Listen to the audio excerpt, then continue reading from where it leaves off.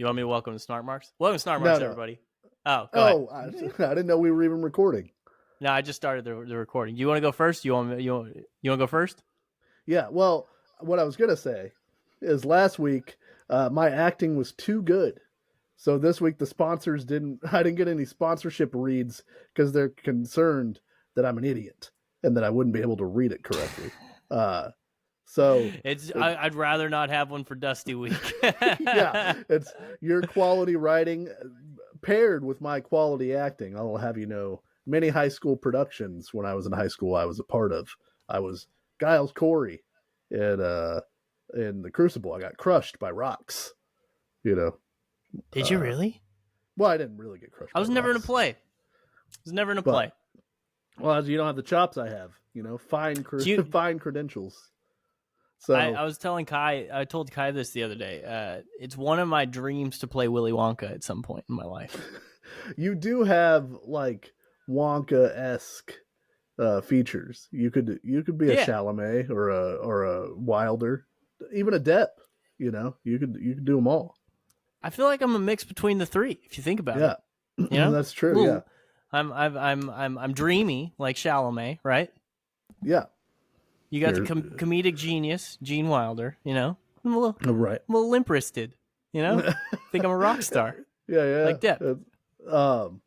So no ad read, unfortunately. The sponsors are not aware of irony, apparently, which I was shocked to hear. It was too good. They need to call 1-800-DUMB. Yeah, I was too good at playing a dullard. So I laughed so hard at whose thumb now. Your line. Yeah, see, that was ridiculous. It's such a good line. Too convincing. That was an improv off the cuff. You know. Yeah, that's such a good line. Who needs groundling classes? Not this guy.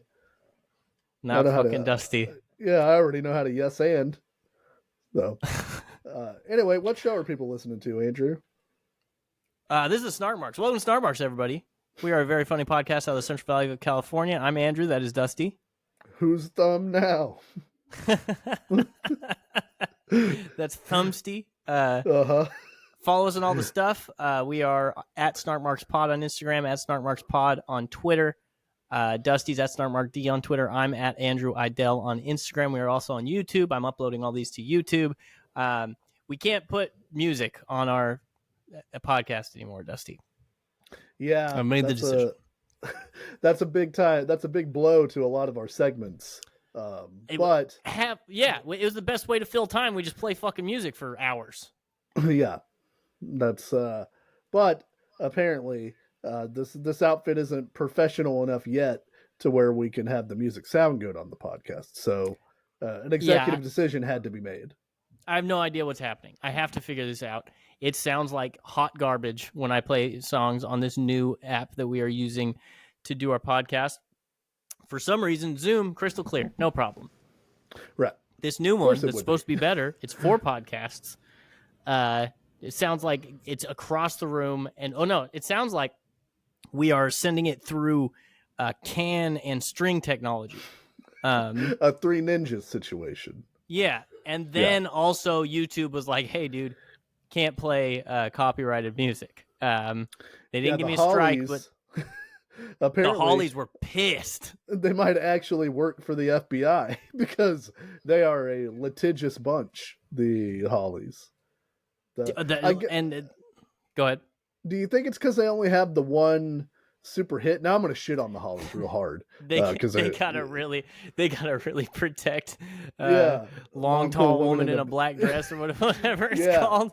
Because like make a shorter name for your song. They don't have another one that's like people are going to be searching for, and they don't want it attached for some reason to the fine name of the Snark Marks podcast. That's actually true, but that song pays my mortgage. Yeah. If you're going to use it, you better pay. You better use it. You better pay for it. They'll give it to Kong Skull Island or whatever, but we can't play 10 seconds of it to by the way, enshrine it in the all-time bangers song Hall of Fame. What's your problem? That is true. The Hollies. It's a pretty prestigious thing. You know what I mean? Yeah. What if like, yeah, there's somebody who's getting into the Rock and Roll Hall of Fame, but they're like, look, you can't use our songs, motherfucker. We do not want to be part of the medley at the end. How much you pay for the medley? Because times are tough. We're not here for it. And you know what? We're not going to take it. So fuck Joe Walsh. He doesn't get to play our guitar lick at the end in the medley. He's already got all his Eagles songs. He can't play our song anymore. I know you like to bring Jeff Lynne out there every time. Okay. Yeah, Jeff Lynne's never got anything. He's never got anything going on. You know what I mean? He's at every tribute show. Well, he's sequestered specifically we have to protect Jeff Lynne. There was zero chance that Jeff Lynne was going to get COVID. He's in like one of those clean rooms that he's just sitting there, just dressed like Jeff Lynne. He's got the suit on, the sunglasses inside. He just got his hands on his knees, just kind of like tapping his knees, like waiting for the next tribute show. Man, somebody's gonna die soon. I know it. Willie Nelson, give me a call. Yeah, all he's got is clocks. You know how they have all the clocks for different time zones, but they're all just underneath it. It's just Willie Nelson's name, fucking whenever Tom Petty was alive, and it's just counting down the minutes. Like, we think it's happening soon. Who knows? When everybody talks about like on Twitter when it's like, oh man, shoot, Betty White was trending and I had to check to make sure she was alive. You know what I mean? Yeah. Jeff Lynne's the opposite. When there's a rock star trending, he's like, oh man, I have a gig. Yeah. Come on, Roger Waters. I know you're close. I've been working on Wish You Were Here for weeks. I just nailed it. They bring him his meals like he's Hannibal Lecter. He has to like sit with his back to the cell so they could handcuff him, so they could give him what I assume to be are just peanut butter and jelly sandwiches for every meal. And that's the only interaction he has. So like as the guy is shutting the flap, you hear him go, you know, I was in a pretty good band too. Yeah. You ever heard of Electrolyte Orchestra? Sure you were, Lenny. You keep practicing those cover songs. And it's like, boom, just, you know. Jeff Lynne's the perfect guy to put into hiding because he's just famous enough where you think you know his name, but he's not so famous that anybody's ever asking where he's at. Dude, I love ELO. I love Jeff Lynne. He's a great singer, great artist. When I brought him up in this podcast, I was nervous that I was getting his first name wrong. So case in point. You know, one of the Wilburys. Like, you couldn't disappear Paul McCartney. People would ask where he's at, you know. That is true. He was a Wilbury. Yeah, one of the Wilburys. That's wild. Or like Dave Grohl, I guess, is maybe the most famous rock star in the world, right? Like, you couldn't disappear Dave Grohl without somebody wondering what he's up to or where he's at, you know. That is true. But there's a very small segment of the world who would be like, what's Jeff Lynne been up to for a while? Yeah. Well, not to be morose, but I bet there is a group of people who have mourned the loss of Jeff Lynne in spite of the fact that he is not dead. So, oh yeah. Well, I guarantee there's going to be at least like 2,000 people when Jeff Lynne dies that are like, they don't know him from anything but the tribute shows. Yeah, he's in. Oh, you mean the guy that was in that one Prince video where his guitar disappears? Oh, you mean the guy that was on stage at the concert for Bangladesh? Yeah. Oh, you know who I realized is still alive? I was talking with our buddy Brandon about it the other day. I don't know that you would know this guy. Marv Levy, who was the coach of the Buffalo Bills when they lost 4 consecutive Super Bowls. First of all, what's up, Brandon? How you doing? Marv Levy. I got to look this guy up. It's not the... How old is he? He's 98. God damn. Good for him, dude. Yeah. He was at a Bills game a few weeks ago. So hell yeah, dude. Because it was so cold, he thought it would preserve him. Yeah, they've got salt licks that he just lays in. Yeah, I only go to places that are negative 15 or below. Absolute 0 or bust for Levy. So for anybody who's not a sports fan, don't turn the podcast off. But I will quickly lament the Buffalo Bills, the Ballad of the Buffalo Bills, which this is a far-reaching. This transcends sports, Yeah. This is like a classic. This is like Death of a Salesman level tragedy, but for a sports team. So the Buffalo Bills made 4 consecutive Super Bowls, which is almost unheard of. It might be unheard of. And they lost every single one, and they were only close in one of them. They lost to the New York Giants 20-19 whenever their kicker in a game-winning kick shanked the kick wide right, when they lost. Marv Levy was the coach of all of those teams. This past weekend, the Buffalo Bills played the Kansas City Chiefs in the divisional round of the playoffs at home in Buffalo, where it's freezing.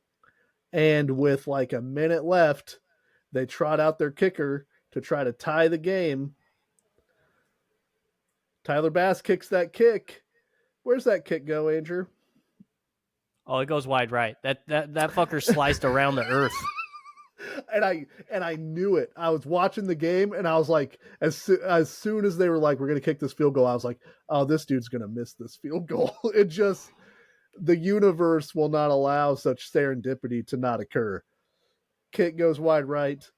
Buffalo Bills lose. Cursed again, to always be the bridesmaid, never the bride. Bummer. By the way, Buffalo. that was the what is it? Influence for Ray Finkel. Inspiration. Yeah.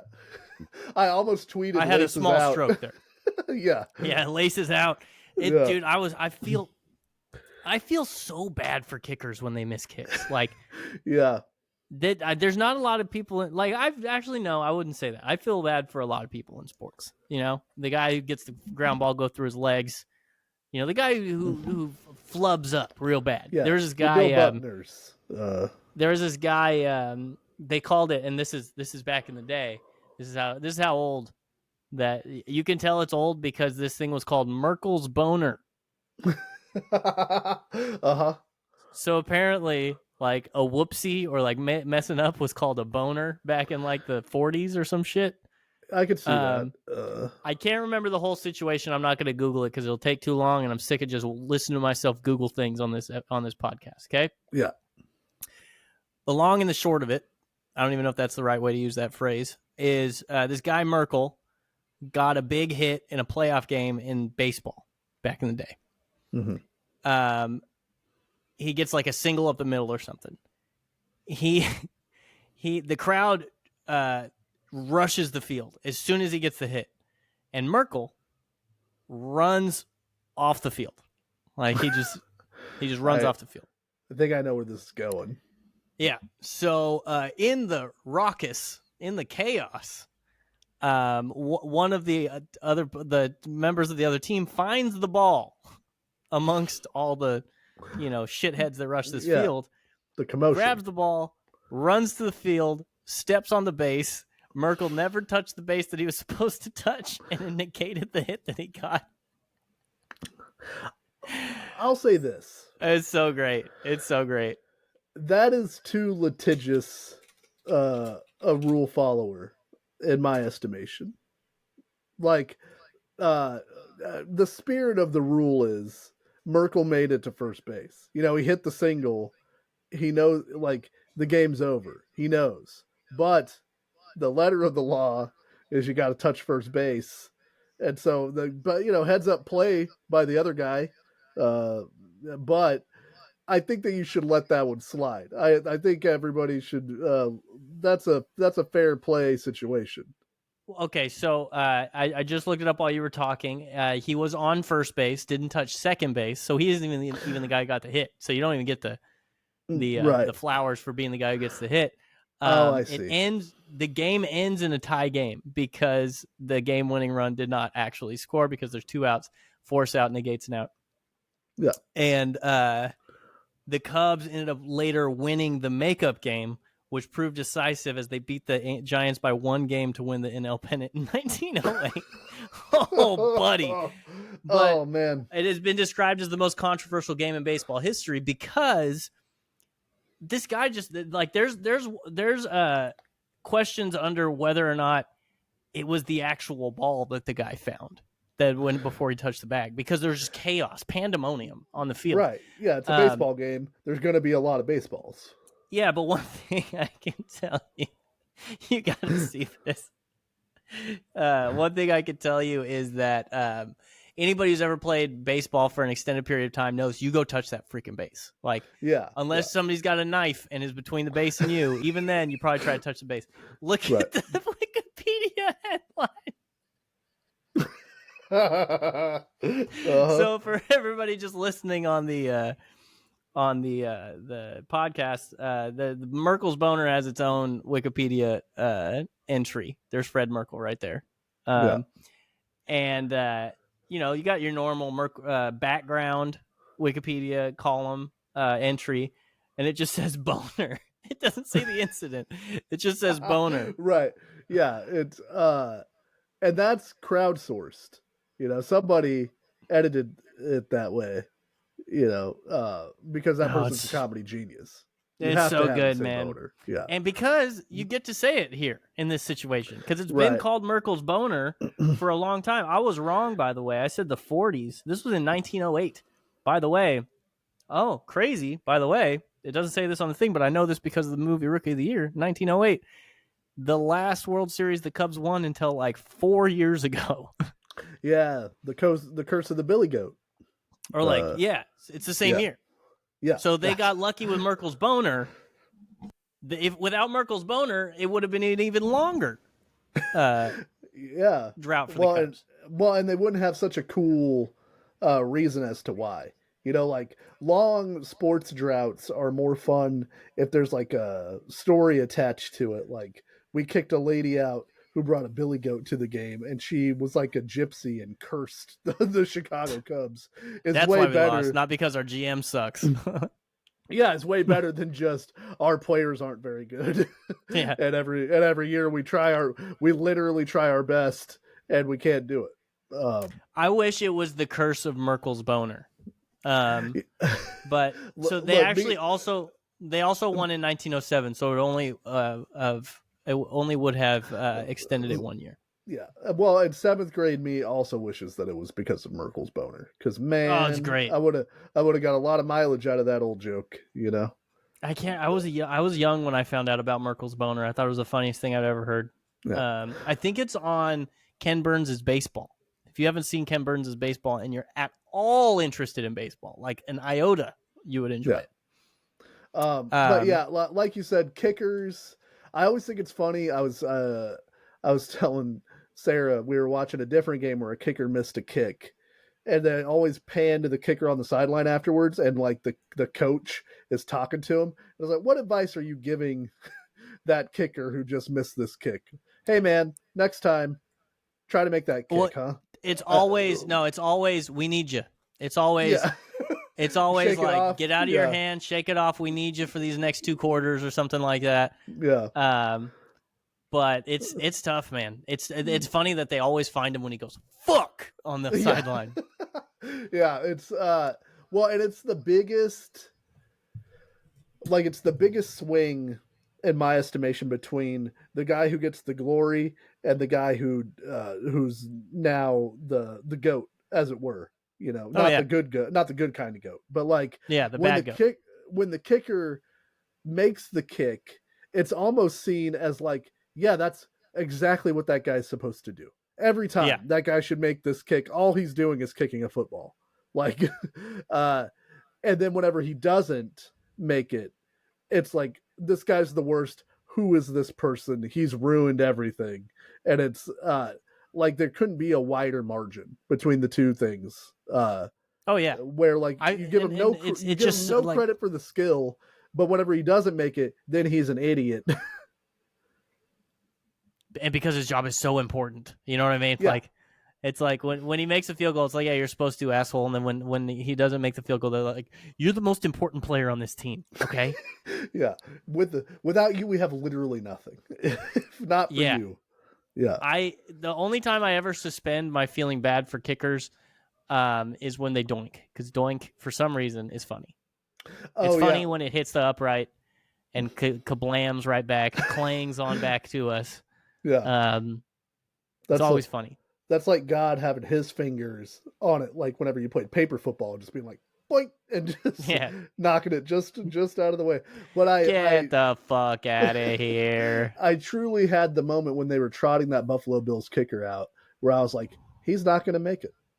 This is the Bills we're talking about. The greater here. Story for the universe to decide, if you believe in such a thing, is that he misses this kick. Like, cosmically, this is the way better story. And of course, the universe helped. The crazy thing was that, like, it shot to the right like there was a tornado, right? It, like, started in the middle and then was like whoosh, all the way to the right and missed. Yeah. And you're like, man, the wind really got that one. Then you look at the stinking things on the uprights, because they have little orange flags on the uprights, almost completely still. Yeah, the wind sock is completely empty. Yeah, he just sliced it like a golf ball. Yeah, there was never a moment where I thought, oh, this kick is going in. Like, and it's that guy's probably, and the other thing for kickers, as shown in Ace Ventura, is like, it is very hard not to internalize that moment for the rest of your life. It just, that was it. That was my one. All the other kicks I've made mean nothing versus this one kick that I missed. Oh yeah, that sucks ass. Yeah, I feel for him. And they seems like the Bills are going to stick with him, which I always hope those guys get another chance and they're not just out of the league after missing a field goal. But it happens a lot where they just get out of the league. Yeah. Dusty. Yes. We have been on record on this podcast. I watched you. I encountered when we went to WrestleMania last year. I got to witness you sleep. I got to experience what it's like when you sleep. I asked you not to sit in that corner, but you did anyway. I'm a voyeur. You know? Yeah. So, you snore like Hans, like Lars on Heavyweights. It is like a comedy movie where somebody was like, hey, which one of you guys can fake snore the funniest? It's Dusty. Yeah. Dusty wins, and Dusty just has to go to sleep to do that. Dusty, you can make me laugh in your sleep. That's how good you are. So we talked about it, and you were like, I've done a sleep study before. They didn't say anything, and I was like, dude, either you didn't do what you do now. Mm-hmm. It's gotten much worse. Or these people are like, we can't help this guy. He's going to die by the time he gets the CPAP machine. We might as well just freaking tell him he's fine, you know? Yes. So thankfully, and I'll take credit for this, but it was probably more your wife, you went and got another sleep study a few days ago. That is true. I did. And I've been waiting with bated breath for this. The original sleep study is like 20 years old. So there might have been new sleep study science since then, but I think they thought that I had a deviated septum. So they suggested a surgery that I had that apparently did not help the situation in the least. So, I lived alone a long time. Didn't have many people encountering me sleeping. But I always knew that I snored really loud. I thought that was the end of it. But then I got married, and my wife is like, hey, sometimes you just straight up stop breathing for like an amount of time that is concerning. Maybe you should check that out. I can attest to that. Yeah. So, and I, like, the thing is, I don't know anything about it because I don't wake up when that's happening, generally. So I go to the doctor, and they're like, any other complaints? And I'm like, yeah, my wife says, my wife. My wife is concerned weird. But they're like, okay, cool. So, but she sits in cage. She tells me you don't sleep. You don't breathe when you sleep. By the way, you are waking up. You just, because sleep apnea, everybody wakes up. You just don't realize that you wake up. Or very likely. Yes. To me, it's a smooth situation. But which is crazy that you're not like, it's crazy that you could sleep at all. So, but I tell the doctor this, I have to wait like 4 months to get this sleep study done. So they're not whatever it is, they're not super concerned about it, you know. There's probably a big line. Probably a big line because we're waiting to get me in. So the other night I have to go to this sleep study place, and I have to be there at 8:30. Or I have to be there at 8:15. The sleep study starts at 8:30, but it doesn't start at 8:30. They start giving you the paperwork you have to fill out. They put you in the room, and then they have to connect a bunch of horse shit to you. Like an impossible amount of wires that they hook to you, right? And the lady the whole time's telling me, she's asking me about it. And she's like, okay, mostly for some people it has to do with like their soft palate and their tongue. For other people, it's about like the muscles in your neck. Like you have a 17.5-inch neck. They say you should have a 16-inch neck. And I was like, okay. And then she's like, if you have sleep apnea, you just never don't have sleep apnea. Doesn't matter. Like your weight can be a contributing factor, but you could lose a lot of weight and you will still have sleep apnea because it's not directly related to that, which I guess is a newer finding that they go off of. But they still tell you, because if you're a fat person, everything has to do with your weight. So they're still like, hey, you could lose some weight, but it might not help this at all. It's like, okay. So they put all the nodes where the nodes need to go. Like all you're all noded up. Yeah. Node City. And it's like, it's so weird because they are trying to approximate a comfortable situation, right? Like the room was nice. The bed wasn't terrible. Like, but it's not my bed and it's not my house. And when I'm asleep, normally I don't have a bunch of nodes all over me, but they're trying to approximate a comfortable position so that you can sleep. And then they're like pumping in microwave burrito smells. And right. Yeah. They're like, we've got WrestleMania 3 on DVD for you. Yeah. Like they don't have anywhere for me to plug in my phone or my like other electronics for them to charge. There's like no outlets in this room. Okay, cool. And then that's weird. They're like, we have it set up. We can watch you and we can talk to you, but we can't hear you at all, but you can hear us. We can over the PA or whatever. We can give you instructions, but we can't hear if you say anything. And I'm like, okay. And that thing is in the middle of the room and just looks like the thing from 2001: A Space Odyssey that talks. The HAL 9000 module is just up there. And like, I gotta also deal with the fact that these people are going to watch me sleep or like, at least passively can hear me sleep. And then the lady's like, well, your study is a 2-fold study, which is like, first, we just have you sleep regular. And then if you reach these certain criteria within like 2 to 3 hours, I will come back in and we'll put a CPAP machine on you and we'll see what happens then. And I'm like, okay. So if I get to sleep, you're going to come wake my ass up and then groggily put like a Darth Vader mask on me and ask me to go back to sleep. Great. Sounds cool. God, I love that this sucked. I love it. Oh, it's I've been poked and prodded my whole life, Dusty. It's somebody else's turn. Well, it sucks too because then she's like, "Oh, last thing, you can sleep on either side or on your back. You can't sleep on your stomach. You want to take any guess as to the position that I normally sleep in?" Right on that tum-tum. Right on the old tum-tum. It's soothing to me. But I wake up on my stomach. I never go to sleep on my stomach, but that might contribute to your bullshit. You know what I mean? Well, but the reason I can't sleep on my stomach is because they have all this horse shit attached to me. Yeah. Yeah. And aforementioned nodes. As aforementioned various nodes. So then they're like, okay, once we set you up, you can have like 30 to 40 minutes of like phone time if you want, or you can watch something on your phone or whatever. And then I'll tell you when the sleep study starts, and then you turn your shit off and you go to sleep. Yeah. Okay. It's 9 o'clock. I don't go to sleep Sick. at 9. Yeah.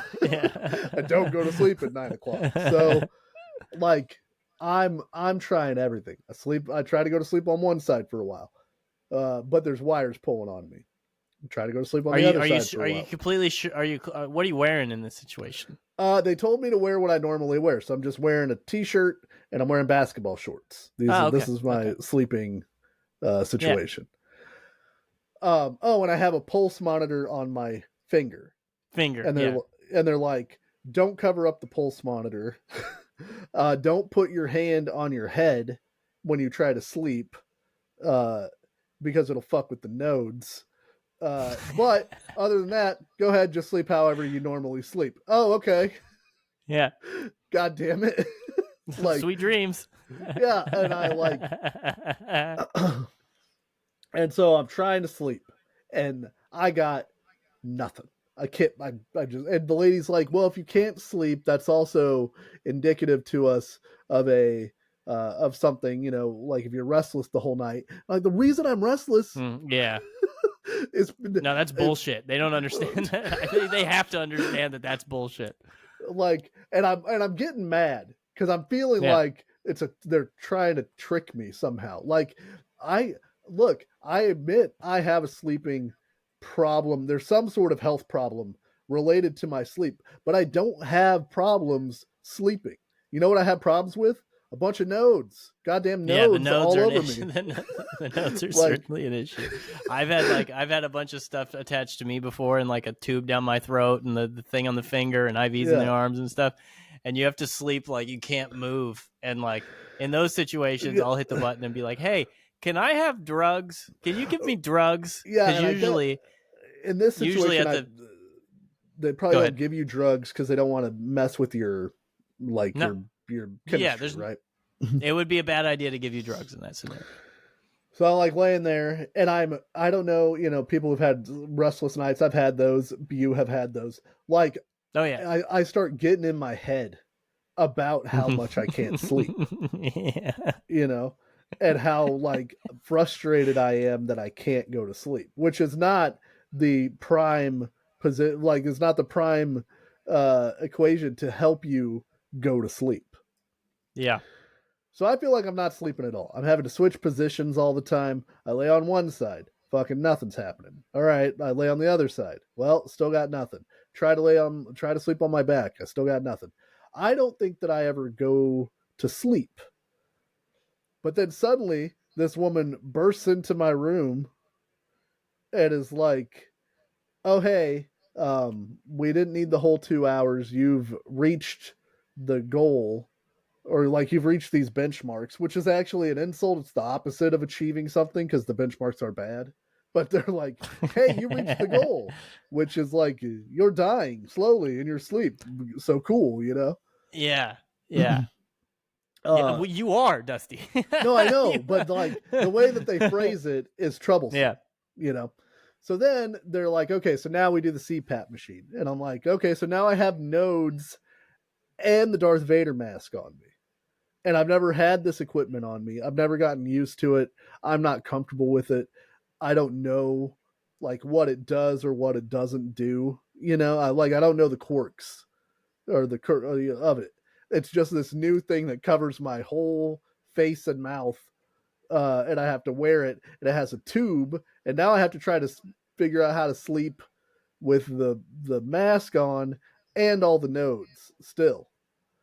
Because this is part 2 of the study, so that they can like dial in the amount of oxygen I need supplemented through the CPAP mask to not have sleep apnea, right? How bad at literally breathing you are. Right. So it starts and it's real low, but it's got like a suction kind of situation, if that makes sense, where it's like the mask fills with air, but I'm also breathing. So like there's a little bit of suction, like each time that the mask the air sort of goes out of the mask, it suctions on my face, which again, I have to tell you, not great if you're trying to sleep or relax. I'm trying to Google what one of these looks like so I can kind of have a little bit. Dude, it's straight up like the mask that Bane wears in The Dark Knight. Bane has sleep apnea, so learn how to sleep, you fucking moron. You don't have to wear one. So, and so again, you've done nothing. There's nothing in your life you've done more than breathe, Dusty. You've breathed probably 3 billion times in your life. You still suck at it. Yeah, and like, so, and again, I'll point out I'm already having trouble going to sleep. So I finally somehow lulled myself to sleep, and then this woman wakes me up to do some more bullshit to me, and then is like, "Hey, go back to sleep." And so that's great. Like I go back to sleep, I finally get back to sleep, and then I hear the thing over the intercom that's like, "Hey, the sleep study's over. I'll be there in a minute to take the stuff off of you." But I have to lay in this bed with the mask still on me, like wait, and I had to wait like probably 5 to 10 minutes to where I started questioning whether or not I had actually heard this woman say this to me. Over the intercom, you know. So she comes and she takes it off, and she's like, "Okay, you need like super oxygen for your shit." And I was like, "Okay." And she's like, "You know, you said okay." So when they talked about, sorry to cut you off again, but I want to interject on the questions here. Sure. When they said that they can't hear you, but you can hear them, right? No, I can't. They can't hear me, but I can hear them. So they didn't hear you, like they didn't get to actually listen to you snore, because that's the main event, dog. Like, no, I guess not, unless the walls are thin and they were able to. I bet at some point, once they started getting these readings, they were like, I have to hear what this sounds like. Yeah. They're like testing for like brain waves and stuff. And I'm like, what is that gonna tell? Like, why does that matter? Who cares? Well, the brain waves probably tell them what's it called, of sleep that you're in. They're like phase of sleep that you're in. Yeah, they're like, you got to REM sleep. And I was like, well, so then the lady asks me, she's like, "Here, you be the lady," and you go, "How did you sleep?" Hey, buddy. So how'd you sleep? Well, I don't feel like I slept at all. Oh, you did. You had a lot of REM sleep. Like, she just kept cutting me off, and I was like, I understand that might be the truth, but you're asking me for my perspective, and my perspective is I don't feel like I ever went to sleep. She gives you a pamphlet. She gives you a pamphlet that says 1-800-DUMB on it. Yeah. I already called 1-800-THUMB. And so she's like, you did really good once we put the mask on you. And like, we whatever. And then I was like, well, what were the numbers? And I guess they want you between like 94 and 100 and something is like good oxygenation while you sleep. And my score was in like the 80s, which doesn't seem that bad to me.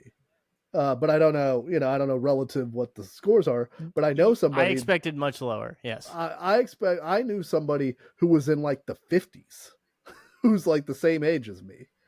And so I like, goddamn. Is that Brandon again? No. It's a different. I don't know how to tell.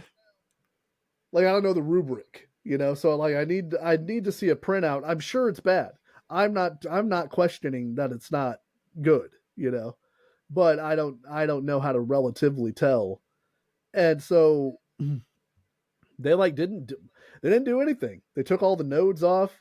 And then they took the fucking the CPAP machine off, and then they had me fill out a customer satisfaction survey, and they're like, "All right, peace out." because they're like, we might have to have you come back and do another goddamn study where you wear the CPAP machine all night. And they're like, part of the problem might be elevation, so we'll try to elevate you, but I can't sleep when my shit is elevated. I only use one pillow when I sleep. Like I'm low to the ground, Yeah, I use one pillow max. Sometimes I don't use a pillow. I got a little tiny neck. You know what I mean? Yeah. So I don't know. I don't know any more than I knew when I went into the sleep study. Somebody knows. Some person's going to tell me results that are meaningful, but they didn't have a CPAP gift wrapped waiting for me to take home when I left. I just left. No, that's always like a cumbersome bullshit. Sometimes you have to wait for your CPAP where they have to they're on back order and I mean this whole country can't sleep. I don't know what's going on. I don't know what's wrong with you people, but yeah, there's probably backlogs of CPAPs. So sometimes I think they have to fit them to you, but they didn't. I'm sure they didn't take wicked measurements, so they have to get the data, and then maybe you have to go back in. They have to measure your shit, or I don't know how it works. Well, I sleep well, so I don't have to, No, I also feel like I sleep well. I am aware that the objective truth is that is not the case, but yeah, certainly is not the case. I might have to go back. So who knows? This is almost more for Sarah than it is for you. So yeah, so she doesn't have to sleep with headphones on anymore. Yeah, bless her heart. And they kicked me out. It's 6 a.m. So I'm I can't just get a couple more hours, guys. Yeah, and they didn't Here's the main thing. So I went afterwards to grab something to eat because I was very hungry. Because I went in at 8:30, so I ate dinner at 6 the previous night, and it was a light sort of dinner because I didn't know what all I was going to have to do. And then a whole 12 hours later, I woke up and my stomach was hurting real bad. So I'm okay, well, I'll go and get something to eat for breakfast, and I'll get my wife a tea from Starbucks because I'm a good guy like that. Yeah, they have to use some kind of lotion or adhesive goo to put the nodes on you. Oh yeah, yeah. I've been gooed up from the toes up my whole life. They don't wipe the goo off. Nope. And they don't tell you they don't tell you that you have goo on you. Yep. So I went through 2 drive-thrus with goo on my head, and I'm unknown goo. Oh man, that's so fucking funny. They probably thought it was a weird sex thing. And for everyone who can see on the YouTube and anybody that doesn't know, I'm a bald man. Goo stands out on nary a hair on his head. Yes. And I went through the Chick-fil-A drive-thru, but they're supposed to be Christians, so they don't tell me about the goo. No. They don't mention it. And then I go through the Starbucks. Did y'all see the goo after you drive away? The goo man. Everybody at Chick-fil-A has that accent. Yeah. The goo guy. We got another goo guy. And then I went through the Starbucks line, and that poor what I assume to be college student had to see me with goo on me. Goddamn goo. That's so funny. That's so funny, dude. Yeah, I wouldn't say anything either because you assume the person knows they have goo on their head. No idea I had goo on me. I would think that the lady at the sleep study place would mention, hey, BT dub. I don't expect her. I don't expect her to wipe the goo off of my head, but it'd be nice if she gave me an FYI yeah, she should about tell it. You. Yeah. So at the end, she's like, "Hey, by the way," and you turn around, she goes, "Have a good day." And you don't know what she's talking about. Or she's telling her other coworkers later, "I let that dumb motherfucker leave with goo all over his head." Yeah, stupid ass. He probably went to work all gooed up. Yeah, high five. I took the day off. You deserved it. Well, it was mostly because I was like, I don't know how I'm going to sleep at this place. I presume poorly. Because none of the conditions are set up for you to be able to sleep well. Yeah. And then, so I was like, I'll take the next day off. That way I can come home and go to sleep if I want. And then I, ironically, fell asleep on the couch watching stand up. And so I got just as bad sleep at home as I did at the sleep study place, because I woke up and my neck was all fucked up from sleeping on the couch. Yeah, couch sleeping is a different type of. My dad sleeps on the couch like 14 hours a day, and it doesn't do any good for you. You know what were you watching? What stand up? I watched Dusty Slay's new Netflix special, which was very funny. He's the guy Southern guy who wears like a trucker hat. And he has like, he looks like Garth from Wayne's World with the hair. Oh yeah, I've seen this guy. I've never seen his stand up though. Is he good? It was very funny. It was pretty good. And then I watched, or I put on the new Pete Holmes special, but fell asleep immediately and didn't actually watch any of it. So you want that was a good idea, because maybe you can dream Pete Holmes' special, and that's a pleasant dream. You know, yeah. You should make sure you watch that one. Okay. Thank you so much for doing that, for going through that, just for the fodder. When you get the CPAP machine, I'm going to need you to put it on the podcast. I'm not going to tell you either. I'm just going to show up with it on one podcast. That would be wonderful. Yeah. So the next day, because I had a day off, and you know me, Andrew, if I have a day off, I'm heading to the movies. Oh yeah. Of course I am. Are we getting more haikus? We are getting haikus. Well, we're only getting one haiku. I could only fit in one movie on Wednesday. So on Wednesday, I went and saw a movie called Founders Day, which is a horror movie that's supposed to be like a slasher movie, but it's supposed to kind of be a satire. It's about like local politics. These two politicians are running for mayor, and then there's a guy murdering people in the lead up to this election, right? Okay. It stars a lot of people that I've never heard of or seen, but also has the dad from Boy Meets World in it as the lovable civics teacher. I remember you texted me about that the other day. I love that guy. So, you know what I mean? William Russ, killing it. And you know, it's this movie, you know, like it doesn't make a lot of sense if you give it any real thought, but like on these movies, I judge them based on like how good the kills are, how inventive the plot twist that eventually is coming is, etc. So in total, I'm probably giving it a 5 out of 5 or a 5 out of 10. Yeah. Damn, have you looked at the Rotten Tomatoes scores for this movie? I think it's at like 47%. The tomato meter critic score is 47%. Audience score 12%. Yeah, it's not great. I was there's fewer than 50 ratings on audience score on IMDb, though. I was the only person in the theater. You know, it's a Wednesday at 1:20 in the afternoon. I don't, you know, it's not a bustling time, but I was still the only guy in there. So my haiku, Andrew, okay. They're going to have a real problem with the second stanza of this haiku. Yeah. But it's telling me that it is 7 syllables. So, typical premise begins.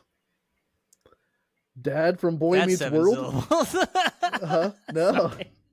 That's 7 syllables. That, my friend, is 5 syllables. The word premise, 1 syllable. Is 1 syllable? Yep. All right. Dad from Boy Meets World is here? Question mark. That's 7. Hey, there Dad it is. from Boy Meets World is here. Yeah. Yep. Stab, twist, ending. That's the movie. Okay. That's the yeah. That's 5. Listen, Listen, we've got 775. That's the closest thing to a true haiku that you've submitted so far. Yeah. All right. Makes me like the movie more. On this upcoming Saturday, I believe I'm going to go see Godzilla -1, which is a highly touted Godzilla movie that has like a 98% on Rotten Tomatoes. There's a new Godzilla movie? It's a Japanese Godzilla movie, so it's not an American-made Godzilla. Okay, well that's probably why it's good. It's getting 98 and 98, and the audience score is 98 with 2,500 plus verified ratings. Jesus. Yeah. All right. So I don't know if I've ever liked a Godzilla movie except for I liked the what's his name? Matthew Broderick one. Yeah. Because I was like 8 when I saw it. Yeah. The big Taco Bell tie-ins for that Godzilla movie. That's all I remember. Yeah. Yeah. Is the Yokero Taco Bell dog running into the foot of giant Godzilla. So, oh yeah, he's just like sitting under Godzilla, like staring at him, not afraid, even though fucking Chihuahuas are afraid of everything. That movie's terrible. In general, I do not care for Godzilla. Even the old Japanese ones, like Godzilla was never my thing. I had a buddy when we were kids super into Godzilla, so I had to watch a shit ton of old Godzilla movies in black and white.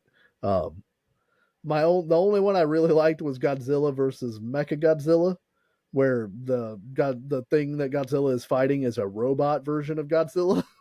Pretty cool. I like that guy. Sure. I mean, I like the premise. I bet it sucks, but I like the premise. You know. Okay. I've got a topic. I've got something. Okay. I was I'm trying to think of even how to start this. I work for a radio station. I do a lot of things. Among many things, I go to the bank. Right. I have for the radio station, I had 2 phones. I've got my personal phone and my work phone. Because I don't want a bunch of random people hitting up my personal phone. And the radios, like when people call the radio, it goes to my phone when there's not a jock at the desk, right? Right. I don't want that to go to my personal phone. So, the other day, Tuesday, I am at, you know how banks have in the branch, they'll have that like island that you can go to sign checks? Yeah, to get all your affairs in order. Yeah. So I'm at the affairs island, and I put my work phone down because it's got the Wells Fargo account number on it. Right. I need to write that on a check. Pick it up. And what is that account number? I wish I could tell you. So now it was only in one place. You know what I mean? And now, so I go to the counter, I deposit all my checks, and while I'm in line, I hear a little bit of shuffling behind me. Turn around for a second, and there is a girl standing behind me. Giant sweater. She's like a small person, maybe like 5'4", and she's wearing like an XXL sweater. Giant. Like CC Sabathia's sweater. And she's obviously either is on or has historically done a lot of drugs. She's doing the that little like knee dance that they do, like when they lift their legs, like crisscross in the jump video. The jump video, yep. Yeah. But it's very momentary. I turned around, looked at her, turned back because I don't want to stare at this person. Get my affairs in order. I leave. About an hour later, I realize I don't have my work phone. Start looking all over the place. Look in my car. Look all over the office. I call it. Straight to voicemail. That's a situation. Yeah. Yeah. So I'm like, shit. I know exactly what happened. I left it at Wells Fargo because I put it on the island, right? Yep. So I go to Wells Fargo and I'm like, hey, did anybody turn in a cell phone? And the guy looks at me like terrified for a second. And then he walks away. Like he's like, oh, 1 second. I'm like, okay.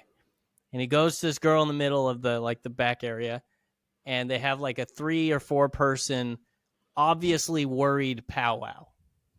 And while I'm standing there, none of this is helping you feel any better about it, right? No, and I'm staring at them to let them know that I'm watching this powwow. Right. The powwow is never a good, the result is never something good. They never all get together and in the end they're like, hey, you're the 1,000th customer. It's something bad.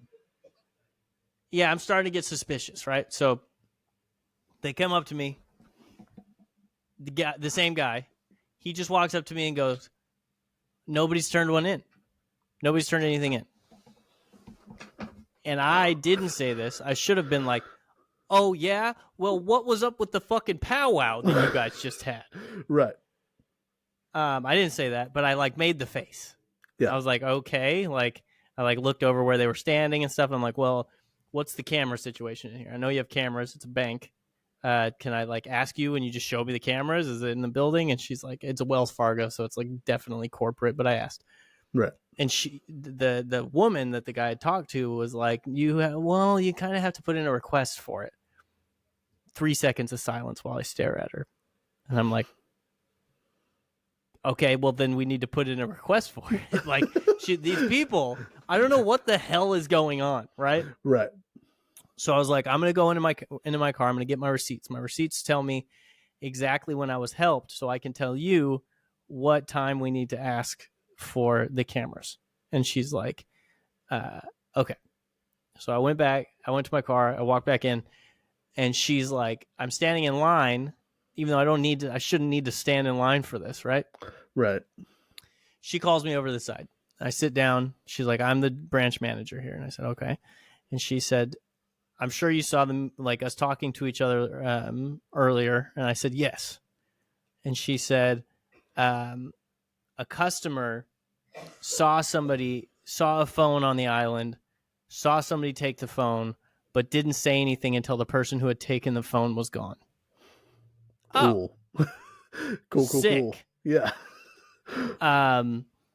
And I have my suspicions about that being a customer, not an employee, because I feel like they would have told me that right out front and not had this nervous powwow about it, about what they need to tell me. You know what I mean?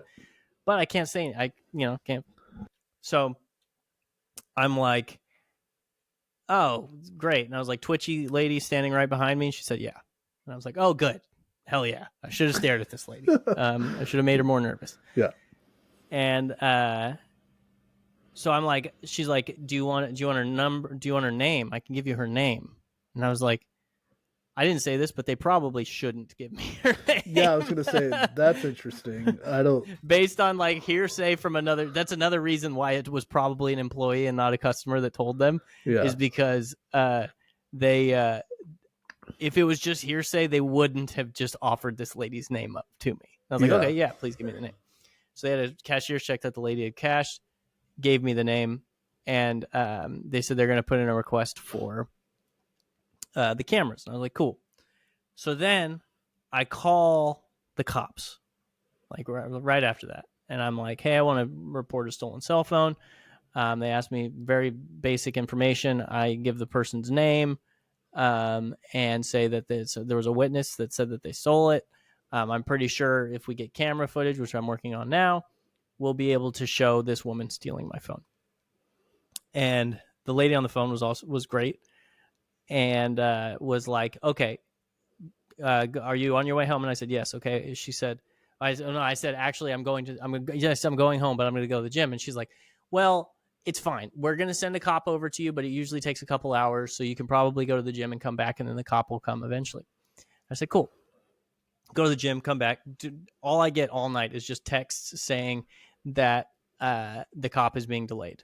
The cops have been delayed. Cop's been delayed. Cool. Cop never shows up. I go to sleep all the way through the night. Nothing. Nothing in the morning. Nothing until like 1 or 2 p.m.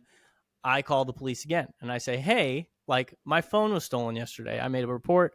I was supposed to talk to a cop. She was just like, yeah, we haven't gotten around to it yet. Cool.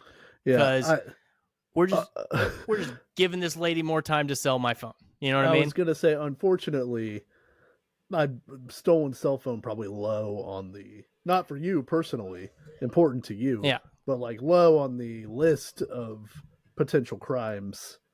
So glad we defunded these guys. Holy shit, was that a good idea? Oh, now, man. I'm so glad we're not allocating resources towards more police. May I ask a question?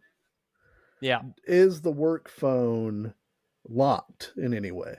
Does it have like a passcode? It does have a passcode. Okay. The only issue I have is I think I'm fine, but really I have that phone really set to sticky, not go... really sticky fingers. You tell the passcode. Well, I have that. Yeah, you could see it like Valley Forge on National Treasure. Yeah. I have that phone set to not go to sleep because of a specific reason, a work related reason, sending files. Right. I put it on the counter with the fucking bank account number on it, and I apparently walked away. There's no way I locked it and then walked away. Right. And if it's not supposed to ever go to sleep. Right. There's a chance she picked it up and had access to everything. Okay. That was but my I don't question. think that's the case. Yeah. Okay. They're like, yeah, we haven't gotten around to it. I'm like, oh, sick. Okay, cool. My phone's definitely gone, but I'm gonna continue it. Because like, do you want to continue with the report? She says, like, really, that is the protocol. Mm-hmm. Do you still want the cops to do their job? Yes, I do want the cops to still do their job. Let me ask you a question. Is the phone still stolen? Have we not resolved that particular issue? Yeah. Yes. She says they'll get a hold of you or whatever. Cool. Nothing all day. Never get a hold of me. My phone's now been gone for like 30 hours, right?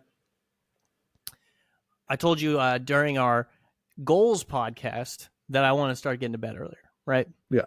My idea was like 11:30, something like that. Got to bed at 11:30. About 1:15 in the morning, there's a banging on my door. As if I'm getting raided. Sure. They are banging on my door. They are yelling Bakersfield police, and they are ringing my doorbell. How's Hobbs? Oh, he doesn't give a fuck. He doesn't care. Really? He's probably just like, yeah, he's a cat. What do you think? Well, but a lot of noise. He kind of like, actually, no, the more I think about it, he was like looking at me, like, because I got up and he was like looking at me like, what the hell is that? But he's not a dog, so he's not barking or anything. Right. So I'm like, are you kidding me? 1:15 in the morning. Yeah. So I get up because I know like I'm not gonna like get another chance to talk to these guys, you know. I get up, I put my clothes on, I open the door, and they're like, "Hey, did you report a stolen cell phone?" I said, "Yes." And one of the cops goes, "Is this a bad time?" I said, "It's 1:15 in the morning." Yep. And he said, "Yeah, I know we're the night shift." What does that matter? It does. That's also, yeah, it's the appropriate time for you because you're on the clock. Yeah, I would presume that more crime happens at night. I would presume that they aren't freed up. And they probably don't have the whole force at night. Right. Right. I would, or like they're working the morning cases and they're like, oh, now's the perfect time to see if stolen cell phone guy wants to give us any additional information. It's 1:15 in the morning. You think we should wait? Nah. He'll be glad to see let's us. Bang on the door like he's wanted by the state when he lives in an apartment building. Yeah. And he goes, this part pissed me off, but I couldn't really show anything because he's like, well, I mean, we can put you back. We can come back at a different time. And I was like, no, you guys are actually really hard to get a hold of. So I'm going to go ahead and give you my statement now. And so they asked me a bunch of questions, and they kept like just repeating, basically, so you didn't see this woman take your phone? And I was like, no, but somebody very clearly saw the woman take my phone. And they basically were just telling me I have no case, and they're not going to follow through with it. And I said, and so the next day I call Wells Fargo because I got a hold of their security team. Because, I forgot. The day that I was waiting for the police to get a hold of me, Wells Fargo called me and said that they couldn't give me the camera footage. Oh, cool. That they talked to their district manager. The district manager said no, that I have to call customer service. a crime was verifiably committed in your building. Yeah. So I told the lady, I was like, look, I know you don't make these. I was starting to get pissed at everybody. So like, right. I'm generally a pretty nice guy, but I was like, listen, I know you don't make this call, but this is there's a lot of red tape for a crime that very obviously got committed in your building. But she was just anyway. So I called security, and the guy's like, oh, okay, cool. You have I have a case number, all this stuff, and he's like, the cops will reach out to us and they'll ask for it. And I said, no. The cops very clearly told me that I have to reach out to you, that they're not going to reach out to you. He's like, really? And I was like, yeah, I know. And it was at 1:30 in the morning. And he was like, really? Yeah. Like, yeah, they almost took the freaking battering ram to my door at 1:15 in the morning to talk to me about my stolen phone. Mm-hmm. So yeah, that's the end of the saga so far. I haven't heard anything else. Yeah. I'm sorry, but that sucks, dude. I'm sorry. Well, I've two things that I thought of. One, I think I told you that at one point I used to live the place where you came to watch wrestling at my house all the time was the back of another sort of building. So I was the half of this building, right? There's like 100 A Street, and I was like 100 and a half A Street, right? And the 100 A Street was a business, and so it would cycle through the various businesses throughout the years that I lived there. And one time, the power company accidentally turned my power off whenever somebody moved out of the front house. And so like instead of turning their power off, and I didn't realize it because I got a really low bill one month and I was like, oh, it must, it's like the winter, I must not have used a ton of electricity. And then the next month I got a zero bill and I was like, okay, well, I need to call about this. So I called and they're like, because anytime the power was turned off in either of those buildings, they were owned by the same person. So the bill just reverted back to that person's information. So they didn't think anything of it because then the power stays on regardless. Right. So I'm on the phone and I'm like, okay, I think I know what happened. Somebody moved from the front. I live in the back. So you've turned my power off from my name whenever you should have turned off the front house's power. They're like, oh, so strange. And I'm like, yeah, whatever. I just need it put back in my name. And they're like, oh, well, that's like a whole other process. And I was like, what does that mean? And they're like, well, we can put it back in your name, but you won't receive a bill for like 2 months because that's how the power company bills. And I'm like, no. I've lived here like 8 years. I've had 8 years of bills. I don't understand why you can't just turn it back on. They're like, well, because to us, you're a new customer. And I'm like, but no, I'm clearly not a new customer. Like, I did not make this mistake. Right. And it's so hard because I just wanted to be like, I didn't fuck up here. You fucked up. Yeah. Or somebody fucked up. And it's okay. Just fix it. Right. And I was like, there's clearly some button that is just turn off power. And there's no vetting process that has to go on to prove that I moved out or whatever. You just close it. That seems weird. But now I'm telling you that I'm still here. Why can you not just turn it back on?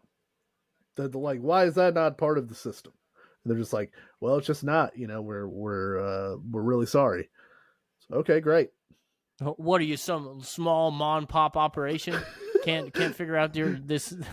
Yeah, I forgot, your Pacific Gas and Electric. So okay, so then I don't get a bill the next month, and I'm pretty set in my finances where I'm like, if I get like a $400 electric bill from like 2.5 months of it being billed, I can't pay that bill. So I call again, and I'm like, has it been switched back to my name? And they're like, no. Because of COVID, we have fewer people in the office. And I'm like, why does that matter at all? A guy at his house can't turn it on? It's tough, dude. Is there a button I can go outside and push? Yeah, and I'm like, all you're doing is throwing up some lame excuse as the barrier for why this hasn't been done. But that excuse doesn't hold any water. Okay. Like, I very clearly, because this is my move now, because I've worked customer service jobs and I've worked on the phones and stuff. And I told the lady on the phone, I was like, look, I understand that this is not your fault. You did not do this. And you just happen to be the person I am talking to right now. But I am very frustrated, and I feel like you are not able to fully help me with my problem. Is there someone else that I can talk to that can help me? You're being as helpful as you can be, but unfortunately, I exceed the amount of help that you can possibly give me. So is there anybody else I can talk to about this? And they're like, no. Okay, great. And they're like, so like sick. Like for like 3 months, I had to call every month. Hey, I still live here. Is this electric bill back in my name or no? No, it's not. Cool. Dope. So glad that that's the case. And then it got fixed, but then I had like a big ass bill and I had to work out like a payment thing with them. And of course, in the payment thing, they're acting like they're doing me a favor, even though they fucked it up. Like, well, we could work with you on this. Oh, can you work with me? Cool. But it's like, it's all a one-sided situation. Like, I have no leverage. I can't bluff the power company into giving me a better deal because they have all the power. Clearly, they have the turn the button off button. So, or turn the power off button. So I really do have to like work with them the best way that they'll allow me. So incredibly frustrating. But, it's just, it just sucks. It really sucks to talk to somebody who can't do anything.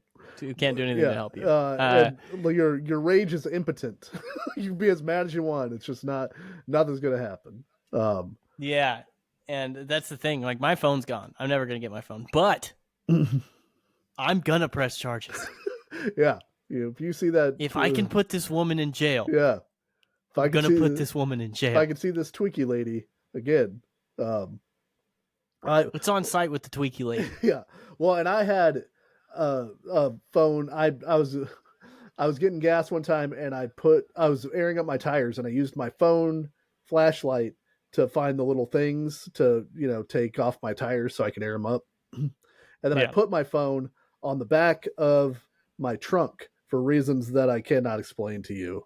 And then I drove away, and I had the same experience you had, where I was like, where's my phone? And I like looking in the center console, checking my car. I'm like, oh fuck. It was on the back of my car. So I drive back to that gas station, and I'm looking like an idiot in the road or in the bushes or somewhere for this phone. I go inside. Hey, has anybody turned in a phone? No, nobody's turned in a phone. Cool. So cool. And then a dude that's buying cigarettes or something is like, hey, do you want to use my phone to call that phone and see if they answer? And I was like, great idea, cigarette guy. Let's do that. He hands you your phone. Yeah. Well, so I call and somebody answers, and I'm like, hello? And they're like, yeah. And I'm like, hey, you have my phone. And they're like, oh yeah, we found it on the side of the road. But when we called your buddy, because I had called somebody. They're like, we called your last contact to tell them that we had your phone. And on the phone then, I was like, that's great. How's that guy going to call me? Because I'll remind you, you have my telephone. So listen, there's no other course of action. I guess you leave it at the gas station. Well, these guys are trying. Yeah, well, I was like, why didn't you just wait for me to come back? Clearly. Well, because I got things going on. Yeah. I feel like you're the asshole in this situation, Dusty. Well, I was frustrated. What, do you think I'm going to derail my whole day because you're forgetful? No. Yeah, I was frustrated. I was like, yeah. They should have just left it on the ground. Well, you should have just given it to the clerk. If you're going to do anything, don't take it. Because anyway, so then I had to go through this whole rigmarole, but I got my phone back. But I empathize with you because I made some really dumb choices along the way of my journey to get my phone back. But I was like crazed at the idea. I need my phone. My phone has all my shit in it. Like, I absolutely need this phone. Yeah, it sucks. I've been like, I'll do it again. I've been like calling my phone constantly. Let's see. Your call has been forwarded to an automatic voice message. Well, of course, bastards. Twinkie Lady's not going to answer. What? It was off. It was off immediately because I have multiple things tracking this phone. This phone has not been turned on, or at least cellular data has not been on since she jacked me. So that's a gold mine. Anyway, I hope she gets hepatitis. Yeah. I hope she gets a bad batch and doesn't die. Right. Doesn't die. I hope she has a really, really bad trip. A really bad trip with whatever she buys with my phone. I hope she sees the devil, Dusty. the straight up devil. Yeah. All right. So I wanted to do a couple of things real quick. There are a couple of things of interest this weekend. Is the WWE Royal Rumble, the best event of the year? Oh man, do I love it was the a good Royal event. Rumble. It was a good favorite. I wonder if Vince is going to be there. And he gets thrown out immediately. Blows both his quads like when I saw him at the Royal Rumble. Yikes. Yeah, we talked about it off mic. For anybody who's interested, it is out there. It's obviously horrendous. That's pretty much it. I can't think of funny things to make this compelling on what's supposed to be a comedy podcast. But, go check it out if you have interest. Vince McMahon's a bad person. The Royal Rumble, the best event of the year, created by Pat Patterson. Hell yeah. Not created by Vince Hell yeah, McMahon. dude. And so I just love it. And I'm so excited that it's tomorrow. I believe that there are... It was yesterday for those listening to this. But for us, it's tomorrow. The winner of the Royal Rumble, there are the 3 potential winners. There is Cody Rhodes.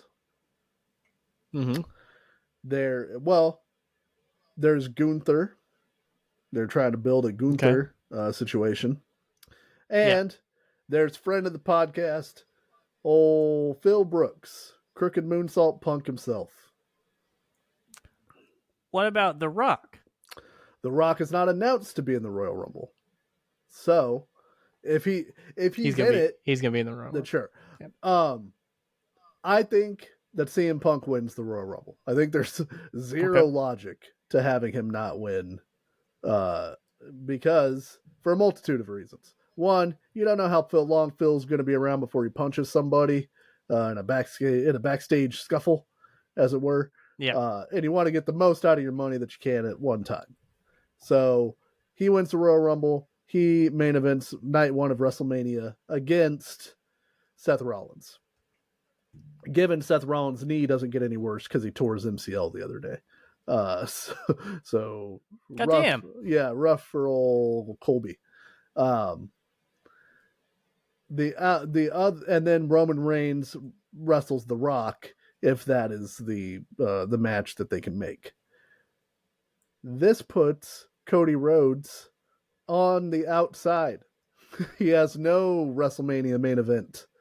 And he lost the WrestleMania we went to, when he had all the juice he could have. Yeah.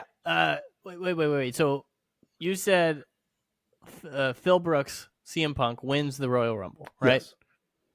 And then you said, and they do Reigns versus The Rock. I must have missed something in the middle. Oh, I'm sorry. There are 2 belts now. There was 1 belt before. Now there are 2 belts. There are 2 champions. Stop doing this.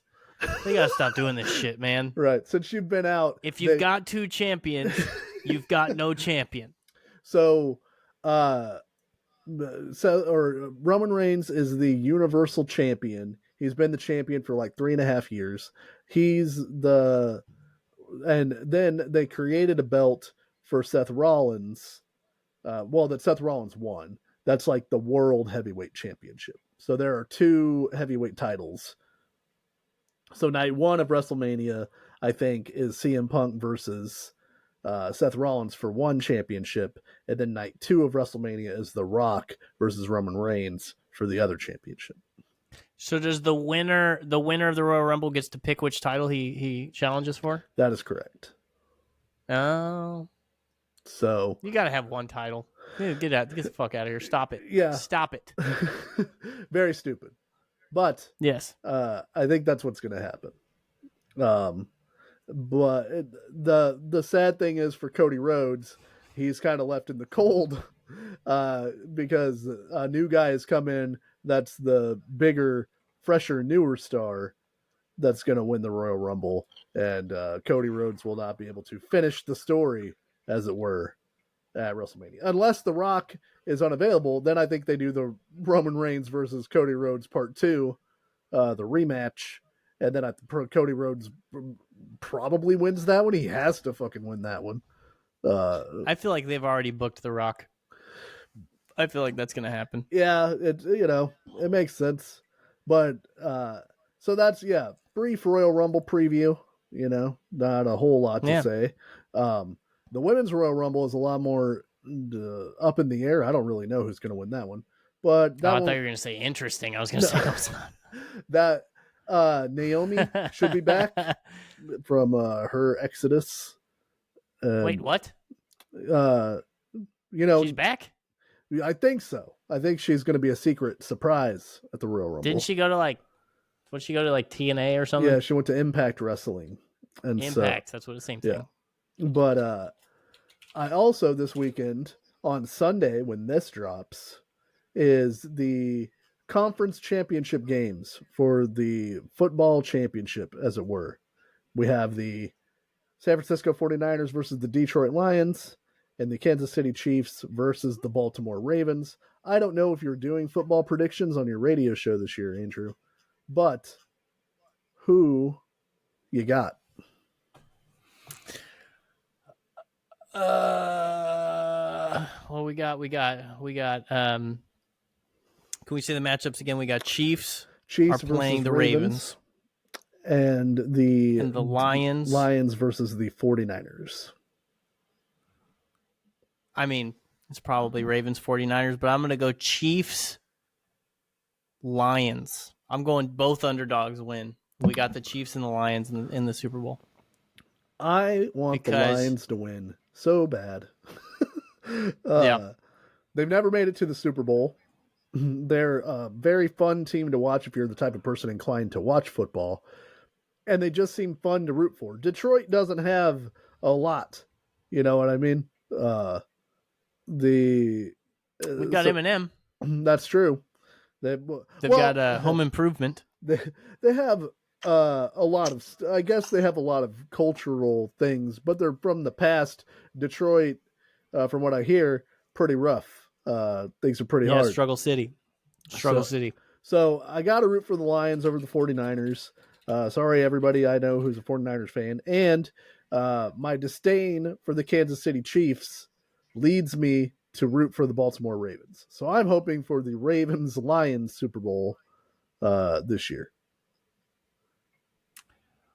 Fine. That's cool. Yeah. I think I'm okay with that. I think the Niners are going to lose because they almost lost the last game. And that team wasn't as good as the Lions. Yeah. So they almost lost the Packers. So, yeah, I really, really, really don't care very much. So I'll watch the games. It'll be fun. Stop complaining about seeing Taylor Swift on the screen, by the way. It's driving me nuts. They show her for 3 seconds at a time. She's the most famous woman in the world. She's in the crowd. She's dating one of the players. It's okay to show her. They have to show her. Right. Well, and she's not doing anything. She's not like she's being very innocuous. She's just cheering. Yeah, she's just being a person at a football game, and everybody's like, "Oh, ruins the experience. I got to see Taylor Swift every 5 seconds." You got to calm down. Man, why are they cutting to this beautiful woman every once in a while, man? Yeah, whenever I just want to see dudes. I watch this to watch dudes, bro. When her boyfriend makes an incredible play, why do they cut to Taylor Swift? Like she has a vested interest in this thing. It's so annoying. It's like it's I saw a guy on Twitter, like some right wing freaking zealot dude.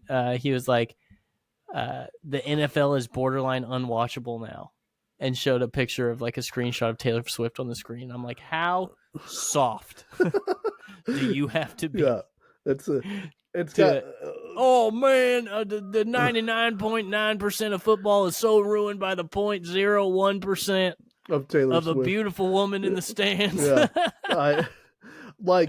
I could respect the opinion for there's a lot of reasons to not watch the NFL. There are a lot of good reasons why the NFL is bad. But to put your flag in the ground for Taylor Swift being on the screen for one football game a week, and she's not even at all of them, is like you said, just the softest, sad reasons available to you. It's really terrible. Yeah, there's a lot of people like whenever Kelsey has a bad game, they're like, well, maybe she's distracted. Maybe he's distracted. And it's like, dude, how many freaking football players have girlfriends or wives? You know what I mean? Like, he could be distracted, but so could the guy who's dating a girl who you've never heard of, you know? Well, and also, I bet he'd trade it. I bet he's fine. With if that were the trade-off, is that he gets to marry Taylor Swift, but maybe he's not as good at football as he used to be. He's also getting old, and tight end's a tough position to play. There's a lot of factors happening, Listen, don't say getting old. He's a year older than me, and I'm very young. Okay? Well, he's football old. He's. I'm not. I don't want to be anything old, Dusty. He's except for high school. I'm high school old. I'll give you that. He's put his body through the ringer. You know what I mean? Yeah. I guess so have I. Yeah, in a different way, but still. Yeah. Okay. So we'll check back next week and we'll see if who was correct and who was not. Do you have a Royal Rumble winner prediction, given the information that I gave you? Yeah, they probably do Phil. They probably do Phil Brooks. You really would have been funny if you would have said Otis. Oh yeah, well yeah, Otis or Tugboat. Tugboat comes back and wins it. Yeah. It's probably Phil. I mean, it could be The Rock. I feel like since there's 2 belts though, they don't have to commit to The Rock now. If there was only 1 belt, I was surprised you didn't mention The Rock, but the 2 belt thing makes sense. So yeah, they probably do CM Punk. That's not boring. I don't think that's boring at all. The man annoys me. He annoys the shit out of me. Yeah. But I understand why they do it. I don't think it's a bad idea to do it. And I think it would be hot. It'd give you some heat. Yeah. So they probably do that. Get that WrestleMania main event while you can, sell out the place in Philadelphia. That's WrestleMania. All right, Andrew, earlier today, you sent me a number, the number 99, which corresponds to my Monster Hunters guidebook. Do you have a reason why you picked 99? Aaron Judge. Okay. Yeah. I think that you might have picked the best number in this book. Because hell yeah, dude. The mythological beast that we are discussing today is Scorpion Man. Oh man, hell yeah, dude. Fuck yeah, dude. Yeah, a Scorpion Man is a monster similar to a centaur in that it possesses the upper body of a man attached to the body of an animal. However, in this case, an oversized scorpion provides the lower half. Not even a regular. Well, it couldn't be a regular scorpion. That'd be a really that'd be a weird ass looking dude. Yeah. So the top half is a guy. Yeah. Bottom half is a scorpion. Yeah. I don't know if you got to have the bottom half scorpion. I don't know if you could see my illustration that's in my book of the Scorpion Man. Does he have a butt? Am I seeing a butt? No. That's just Scorpion. That's not a butt. No, it's the top of the scorpion down there. See, at the bottom of his back, it looks like he's got a hairy ass on my end. That's where Scorpion starts. But I can see it. I can see what you're saying. I see it, yeah. Yeah, you got to do top half Scorpion. Well, I don't know. Top half Scorpion, bottom half legs would be pretty scary. Yeah, but you have to have the stinger. You can't not have the stinger. Yeah. They are intelligent beings capable of speech, of using weapons in their human hands, and of fighting in an organized group. Oh, a bunch of scorpion men? That's rough. I don't like that they're a team. I don't like this. At the same time, they possess the deadly barbed tail of a scorpion, which would no doubt inflict a pain death on any hunter who has the misfortune of being transfixed by it. That is conjecture, which is not what you should be putting in a news story. That's opinion, don't put my thoughts friend. in his head. Yeah. We're just here for the facts. Report the facts. I'm looking up Scorpion Man pictures. You're gonna find some weird stuff. There's some gnarly fuckers. Yep. This guy listens to new metal right here. Look at this guy. Yeah. Trying to do the corn thing. That guy's favorite band is Disturbed for sure. Hell yeah, he is. You ever heard Anthrax? This guy's got a phaser in his hand. Look at him. Oh shit! They give him a gun. Well, he can't. I feel like that guy doesn't need a gun. Yeah. Look at him. the gun is overkill, for sure. But a whole bunch of scorpion men with AK-47s just marching on you. What's the point of being a scorpion man if you need a gun? That's what you use psychological tactics to break him down. You some kind of bitch scorpion man, you can't just. No, I found this gun. Yeah. You need it? Yeah. No, I don't need it. Then put it down. You should give it to me. You're a scorpion man. Even the odds. No, I'm not. I'm not. I mean, you're right. I don't need it, but I'm not gonna put it down. Yeah, I don't want to put it down for sure. Dangers. The Scorpion Man is intelligent and a tool-using creature. He has a scorpion tail, and he might, according to this book, and I stress to you, Andrew, might have pinchers. Question mark next to pinchers. This motherfucker got pinchers? They don't know. That's not my scorpion. Well, my Scorpion Man does. Yeah. See, look at this. Yeah, I'm seeing some pictures of that's a pincher right there. Yeah, that's a pincher. Yeah, it's a pincher if I've ever seen one. I'm seeing pinchers on some of them and pinchers on not pinchers on others. So yeah. Their weaknesses. If you destroy one of the front legs, it may render it unable to support its human torso. It's the human torso. The human has to lean forward and put his arms on the ground and walk. Yeah, that's not cool, man. Fuck, dude.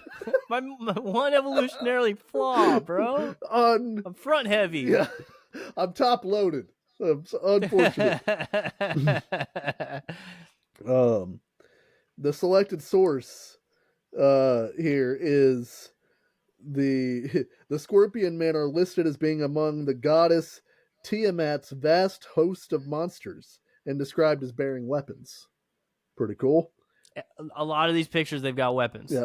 And in the epic, the Epic of Gilgamesh, a description of Gilgamesh's encounter with the Scorpion Man. I'd like to hear more about that.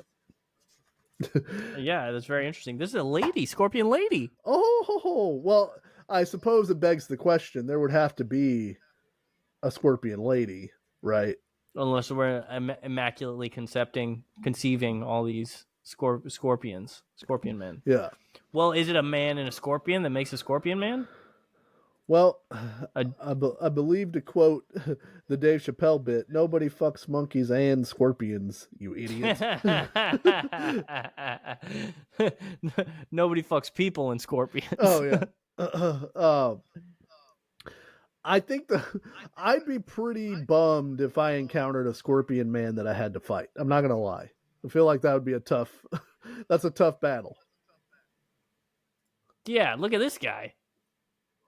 Oh, got some sort of electricity coming out of his abdomen. That one shoots fire, which is and has a scythe. That guy's overkill. That guy's he's doing too much, Yeah, he's got the mask. He's got the chest paint. He's got some wrist shackles going on. I think the lady. Yeah, I wouldn't want to fight a Scorpion Man. I think it depends on. I guess it. I think the Scorpion Man doth protest too much, you know? Yeah, this guy's a mega bitch. Yeah. So do we have to it depends on what tool the Scorpion Man has on him, right? Like, because I feel like I could probably beat up a Scorpion Man. You just avoid the tail. Yeah, I think it depends on how big the Scorpion Man can get. You know what I mean? Proportionally. That's true. If it's a normal sized human torso, though, right? Yeah. He can't sit down on his punches. There's no leverage going on here. He's not going to have any power behind that stuff. So if you can avoid the tail and he doesn't have a scythe or a some sort of tool, then I feel like I got a good chance against the Scorpion Man. But that's a tall ask, avoiding the tail. You know, because if he gets a hold of you, he can just start stabbing you with his tail. You don't grapple the Scorpion Man at all. Yeah, you don't want to get... I might amend this. I think I get beat up by the Scorpion Man. Yeah, I was going to say, you don't want to get in his guard at all. No. Yeah, this is an outside, it's a rangy fight. You know? That's the problem. You got to close the distance to hurt him because you got to punch him and stuff. But if you close the distance, he grabs one wrist, you're done.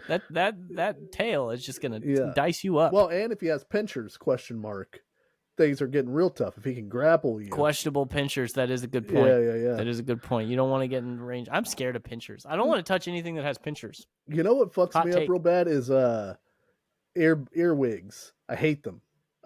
Dude, I've had so many of them in my apartment, bro. Dude, I know it's probably an old wives' tale, like it has to be, but I'm afraid that they get into my ear and eat my brain.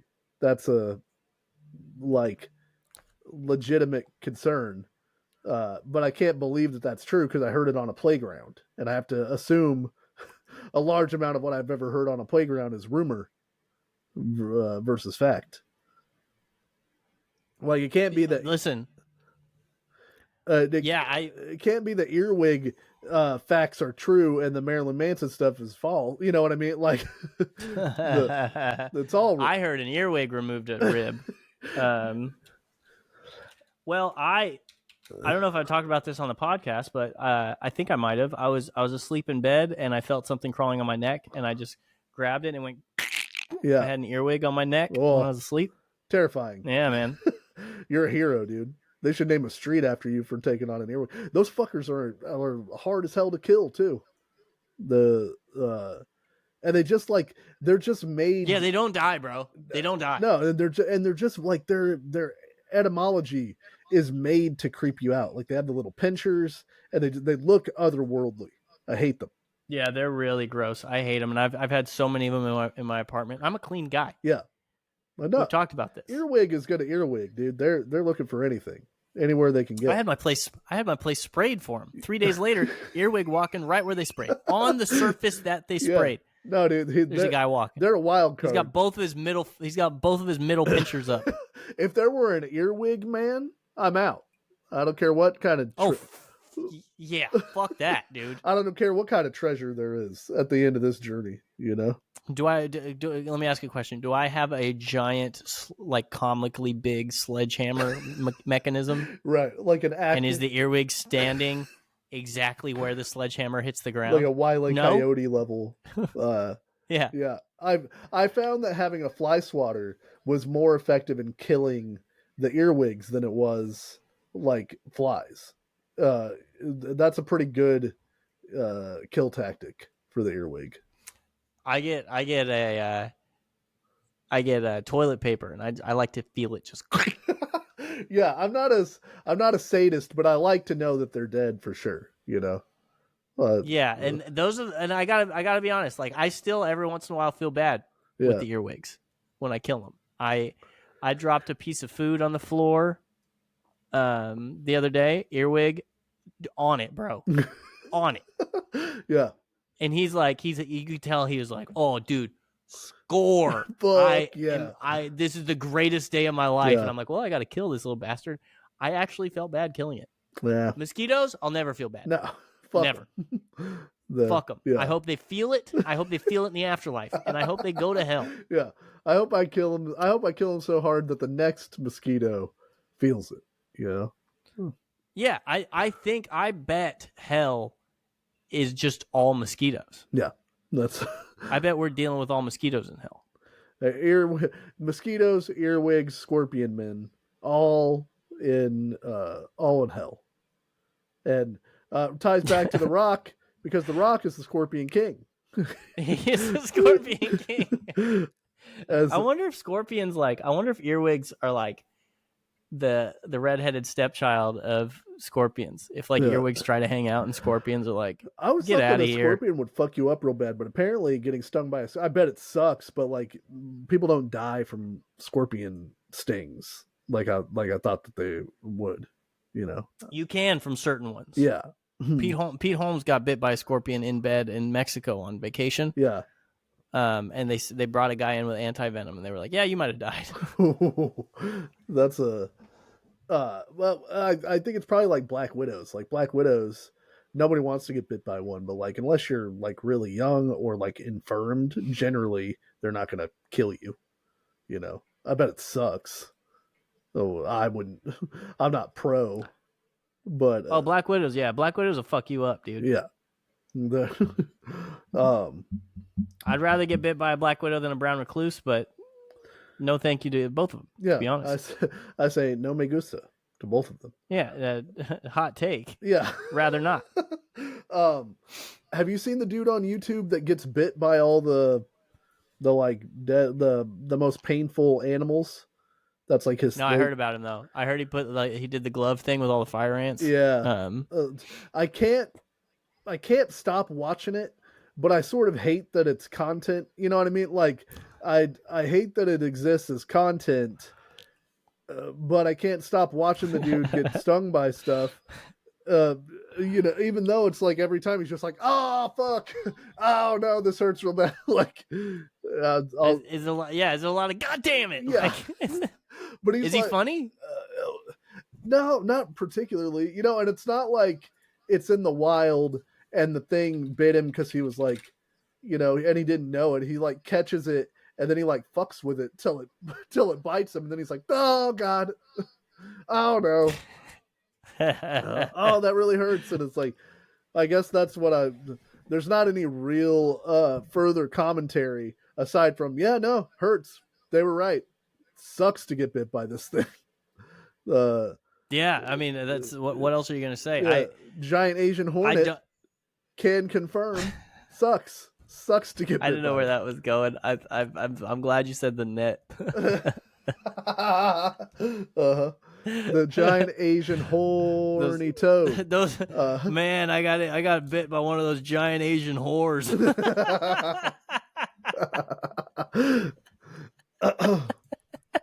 All right. You want to listen, everybody out there? Her ethnicity had nothing to do with that joke being funny.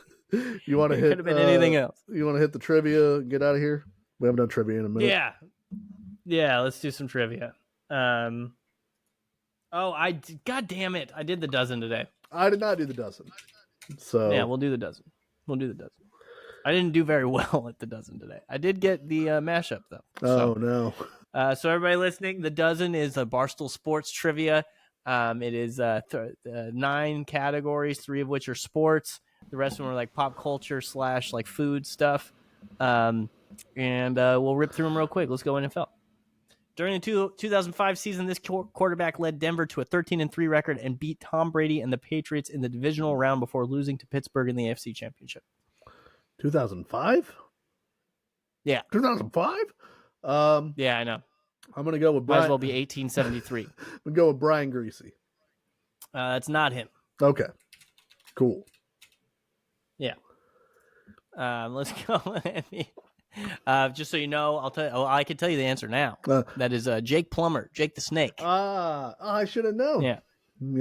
Yeah, I know. That's true. Yeah. As a first-time head coach, Vinny Del Negro led this Eastern Conference team to the NBA playoffs in 2009 and 2010, but got dismissed after his second season. I'm going to say the New York Knicks. Wrong as shit. I can't remember who it is. Along with being one of the host nations, this Asian country finished 4th place during the 2002 World Cup. Japan.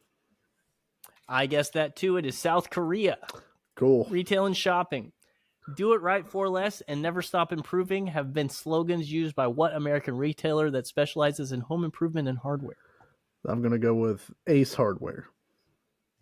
I guessed Ace too. It's not Ace. It's fucking Lowe's. Celebrity mashup. You know who these two people are? One of them is Jeremy Piven. All right. And I'm going to say Matt LeBlanc is the other one. Dude, you nailed it. Hell yeah, dude.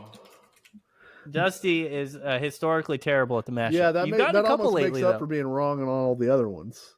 You know? Yeah. Cereal. I got this one wrong and I really shouldn't have. With orange feathers and yellow-colored feet and beak, Sonny the Cuckoo Bird is the mascot for this sugary and chocolatey cereal. Oh, no.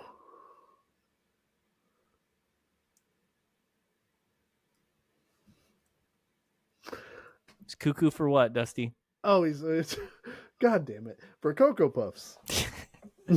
Yep. I guessed Fruit Loops. I think, and it says chocolatey. I just didn't read it. Fruit Loops also has a bird, which is it's Toucan Sam. Yeah. I saw the bird and was like, oh, the bird cereal. Yeah. Even though it's very clearly Cocoa Puffs. I don't trust you, bird. What actor has this TV filmography? American Horror Story, Mayor of Easttown, Pose, WandaVision, and Dahmer Monster: The Jeffrey Dahmer Story. That is the full title Evan Peters. Yep, you nailed that one. I got that one right. But I did kind of cheat because I knew his name was Evan, so I typed in Evans and scrolled until I saw the one that looked right. Hey, still counts. Still counts. Yeah. It was within the rules. I didn't Google anything. Movies. Later getting a 2016 sequel, Ben Stiller and Owen Wilson played really, really, really ridiculously good-looking male models in this 2001 comedy. What is this, a question for ants? It's Zoolander. Yep. This English pop rock band had two songs hit number one on the Billboard Hot 100 in 1985. Everybody Wants to Rule the World and Shout. This is Tears for Fears. Do we want to double dip? No. Fuck that. No, because you gave me the answers. We got 5 out of 10, 5 out of 9, correct? Wait, who did Vinny Del Negro coach? I was like the Pistons or some shit. It was the Bulls. Oh, well, no. The Bulls. Never would have guessed that one. So the Bulls. Let's do Rotten Tomatoes.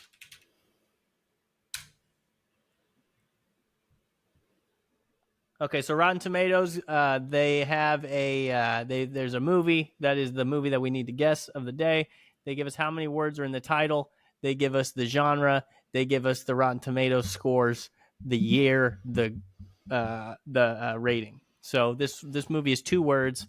It got a 44 on the tomato meter, 57 audience score, PG-13, 2004, mystery and thriller. I have a guess. I also have a guess. No, I think I'm wrong. So go ahead. I'm going to say Secret Window. Ooh, okay. You didn't do any Googling. I saw you looking at your phone. No. All right. No. Man, was this bitch wrong. It's hard to care about situations that have been designed only to obscure the ultimate twist. Is this The Village? Could be The Village. That is a good guess. Are you down to guess The Village? Okay. Are you down to guess that? Go ahead. You good with that? Yeah. I'm gonna. All right. I'm gonna be mad. We nailed it. Hell yeah, dude. Fuck. You got it. Look at me. My first guess was Darkness Falls, but that's horror, not mystery. I hate The Village. I never saw it. I went and saw it, and at the end when they reveal the twist, I was like, this movie wasted all of my time. This is a paper thin premise just to do this plot twist that makes no goddamn sense at all. I'm out on you, Shyamalan. Goodbye, Shyamalan. Yeah, I didn't. I was one of the few that didn't like Signs. Yeah, see, I like Signs. Yeah, and I was just done at that point. But excellent pull. Good work, dude. I don't know that I would have got to The Village. The thing that helps is I don't know very many movies. So when it's actually one of the movies that I know, I'm much more likely to get it correct. You know what I mean? You don't have to wade through all of the movies that I think of when I think of movies. Like, yeah, I can't remember which one I got on the first guess, and you guys were like, how? And it's like, I know like 5 movies, and it was one of them. Well, because like I don't even know The Secret Window came out in 2004. That was just my guess, you know? Oh, I didn't know The Village came out in 2004. I just heard Twist. Right. Twist, The Village. All right. Let's see. This movie was released. Secret Window did come out in 2004. Just Hell yeah, as dude. an FYI. I saw it in theaters, Secret Window. Don't know why, but I did. As did I. Saw The Village in the theater as well. Was very upset that I spent spent my money on The Village. Do you want to do the box office game? I feel like this one might be too long. Yeah, let's do it. Why not? Quick one. So the box office game, it gives us the distributor, the amount of money that it made that week, the amount of money that it had made total. This is all the top 5 movies of February 14th, 2003. That is the weekend of Valentine's Day, so we might get a little bit of love movies going on here. Yeah. We have to spend points to get more clues per movie. Number 1 movie, this is a 20th Century Fox movie, $40 million in its first week, which is a pretty damn good first week for 2003. Yeah. So do you have a guess, or do you want to look at the tagline? I will look at the tagline because it hasn't been out very long, so it's not something from the end of 2002 that I can think of. So go ahead, give me that tagline. Okay. When the streets have gone to hell, have faith in the devil. Okay. 2003. The Devil Wears Prada? No. It wouldn't mean it, but it wouldn't be about the streets. You know what I mean? Constantine, maybe? But I don't... Oh, what about like what's that fucking... what's the guy who... Is it Hellraiser? The Pinhead? No. The guy who does the intros for the UFCs, what's his name? Oh, Hellboy. No, I don't. I'm not confident enough because there's a lot of things that tagline could be. You know what I mean? What about The Punisher? Oh, yeah, but there's been a couple of. Give me the actor. If I have the actor, then I'm sure I can get it. Ben Affleck. Oh, god damn it! It's Daredevil. Oh shit! Of course it's Daredevil. Of course it's fucking Daredevil. The streets have gone to hell. You turn to the devil. Saw that movie in the theater. God damn it! We should have got that one. We should have got terrible that one. Movie. I saw it in theaters. I liked it. Oh, I was 12. A young man. There's a Paramount picture. Okay. 18 million this week. It's the second week on the docket. 49 million total, so it made about 30 in its first week. Okay. That's all we got.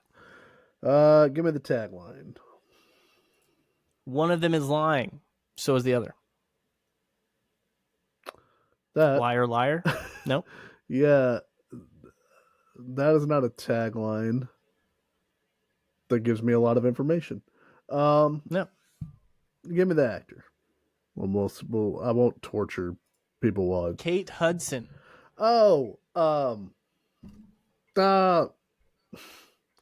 McConaughey. They're like standing back to back. How to Lose a Guy in 10 Days. Okay. That's that movie.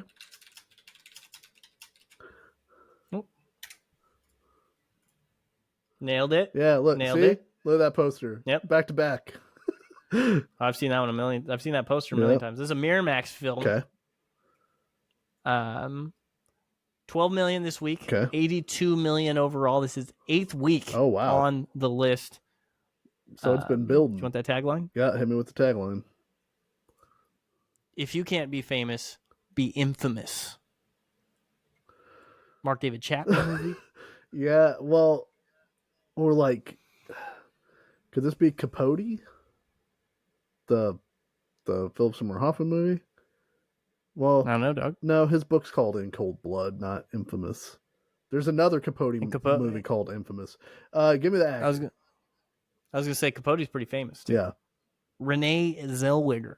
Wait, is it Zellweger? Yeah, Weger. Zellweger. It won the Oscar. Chicago. Chicago is this movie. She was in Chicago? Yeah. Start the countdown. Okay. This is a Disney movie. Number 4. Oh, is it correct? By the way. Oh, sweet. Chicago, nailed it. Number 4, Disney movie. Okay. 11 million this week. First week on the list. So I don't think it's a cartoon. 2003. I can't think of a Pixar. They don't do Pixar movies in like February. So I think it's probably one of their live action ones. Give me the tagline. Feel the jungle beat. Okay. So there's got to be. Well, I guess it might be a cartoon. I'm gonna go The Jungle Book Part 2. Part 2, huh? Yeah, I'll tell you why in a second.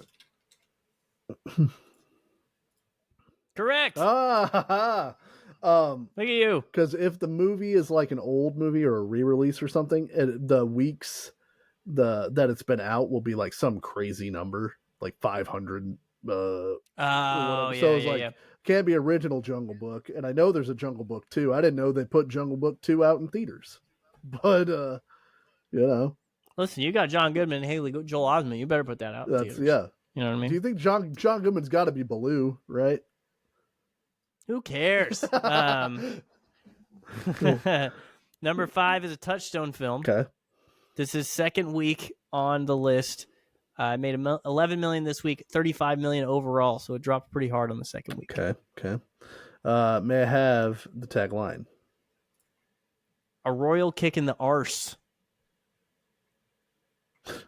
Okay. A royal. Right. Kick in the arse. And it's a kick in the arse. Yeah. What's a royal movie? Yeah, but it sounds like it's one where there's like some, there's hijinks. Yeah. So hijinks a royal movie. So it's not like Princess Diaries. Right. Is it? This is going to sound... Does Touchstone give us anything? It doesn't help me at all. Right. Am I way outside to think that Black Knight with Martin Lawrence could have come out around this time?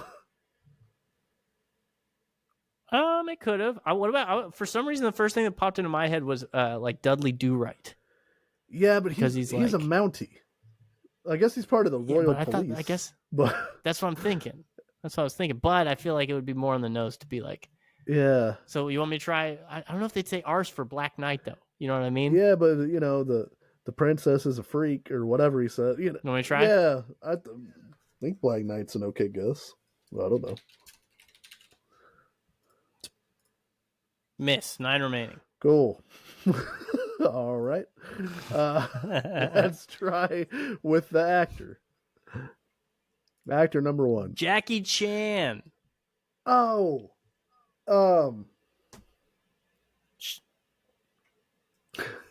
It's a movie I never watched because I didn't like the first one. Is this Shanghai Nights? Oh. They go to England, you see.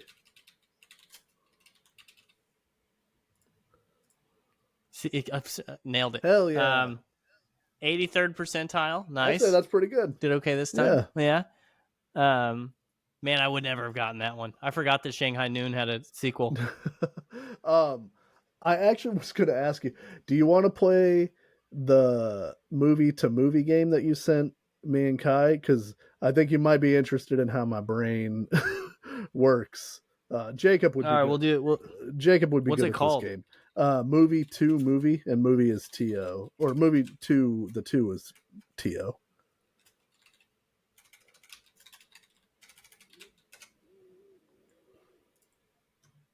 Okay, so this one is basically like certain degrees from Kevin Bacon, where you take one movie, you're like, this guy was in this movie with this person with this, right? Yeah. Isn't that the situation? Yeah, so it's like 6 degrees of Kevin Bacon, but they just give you 2 random movies, and you have to connect an actor from the first movie to the second movie. And I was afraid this was going to happen. So hopefully I can do this and not bomb it, because this one seems like it might be a little bit difficult. We're looking at The Family Plan, and you have to connect an actor from The Family Plan to the movie Saltburn. So let's see if I can make I don't even know happen. who's in Saltburn. I don't know these people. So yeah. So I have an idea, but I don't really know who's in The Family Plan. So I'll need to work it the other way. So let us try the daily challenge. How do you do it? Oh, I click try the daily challenge. Click on it so I can see the actors. You rube. I've never done it. I just sent it to you guys. I never did it. Oh, okay. You think I tried this? Okay. I can do this. This is a pretty easy one. So I'm going to select Mark Wahlberg from The Family Plan. Okay. He was in you hit Mark Wahlberg. Yep. And then I want you to select The Departed from the list. Seen the fucking Vida? When did The Departed come out? 2004, but there's a search bar at the top that you can. Oh, okay. Yeah. And then I want you to select Matt Damon. And then he was in Good Will Hunting with Ben Affleck, who was in Gone Girl with Rosamund Pike, who was in Saltburn. But look at you. Boom. The shortest possible is 2. Yeah, the shortest possible is always fucking 2. But it's always tough. fucking 2. What's the shortest route? The Family Plan had Michelle Monaghan, who was in Mission Impossible Fallout with Lolly Adifope, who was in Saltburn. Yep. No idea. Yeah. 4 is pretty good, dude. Yeah. I'm happy with there that. There have been countless nights where, because you can play like an archived version of this game on the side. It just has past challenges and you could just fucking go through a bunch of them. Like if I get bored or I need to go to sleep, I'll just play like 3 or 4 of these before I go to bed. Because it's similar to a game I used to play with my buddy where we would name an actor in a movie and then you had to name another actor in that movie, but in a different movie. So it's kind of the exact same game. We just didn't have the ability to put it online. You know what, Dusty? You're welcome. Yeah, I gave you that. You've really helped me. Yeah. And the movie grid game is fun too for people who like that kind of thing, but I don't know that would do so well on a podcast. So that would be good for like a YouTube video. Yeah. We'll do that one of these days. I'd like to make one for wrestling, but I don't know how to code things because there's not a wrestling daily trivia game like that. That is, there isn't? No, that I was able to find, where you could do like Bret Hart and then you could do like SummerSlam opponent or WrestleMania opponent or whatever, and then you match them up like. But I bet we can find something. Yeah, but yeah, we should code that up. Yeah. I'm cutting this out. Somebody's gonna steal that idea. TM the Snark Marks podcast. Yeah, you son of a bitch. Yeah. If you take it, we know where you got it. So anyway, thank you to everybody who listens. We're trying to keep them right at about 2 hours. So we're gonna call it a day on this one. We appreciate everybody who listens. Give us your feedback. Give us your positive, your negatives. Your electrons, your neutrons, whatever you got, we're open ears to hear it. We appreciate you. And as Andrew said, he dropped all the socials at the top. So follow us wherever you want. And hey, Bakersfield Tweaker Lady, give Andrew back his phone. Yeah. Hold on. You dumb bitch.